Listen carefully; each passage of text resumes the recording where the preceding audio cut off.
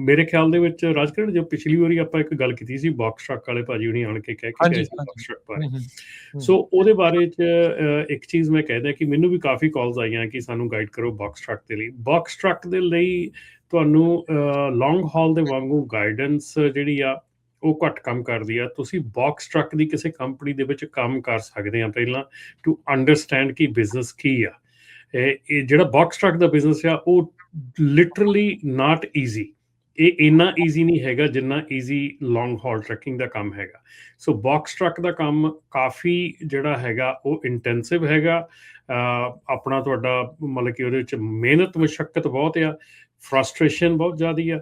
ਸੋ ਉਹਦੇ ਵਿੱਚ ਉਹ ਕੋਈ ਏਡਾ ਸੌਖਾ ਕੰਮ ਨਹੀਂ ਹੈਗਾ। ਪਰ ਜੇ ਤੁਸੀਂ ਬਾਕਸ ਟਰੱਕ ਦਾ ਕੰਮ ਕਰਨਾ ਚਾਹੁੰਦੇ ਆ ਤਾਂ ਬਾਕਸ ਟਰੱਕ ਦੀ ਕਿਸੇ ਨਾ ਕਿਸੇ ਕੰਪਨੀ ਦੇ ਵਿੱਚ ਆਪਣੇ ਆਪ ਨੂੰ ਤੁਸੀਂ ਉੱਥੇ ਜਾਓ, ਉਹਨਾਂ ਦੇ ਵਿੱਚ ਕੰਮ ਕਰੋ, ਉਹਨਾਂ ਦੇ ਵਿੱਚ ਦੇਖੋ ਕਿ ਤੁਹਾਡਾ ਕੰਮ ਕਿੱਦਾਂ ਦਾ ਹੈਗਾ, ਤੁਹਾਨੂੰ ਇਹ ਸੂਟ ਕਰਦਾ ਕਿ ਨਹੀਂ ਕਰਦਾ। ਦੈਨ ਤੁਸੀਂ ਉਹ ਕੰਮ ਦੇ ਵਿੱਚ ਜਾਣ ਦੀ ਕੋਸ਼ਿਸ਼ ਕਰੋ।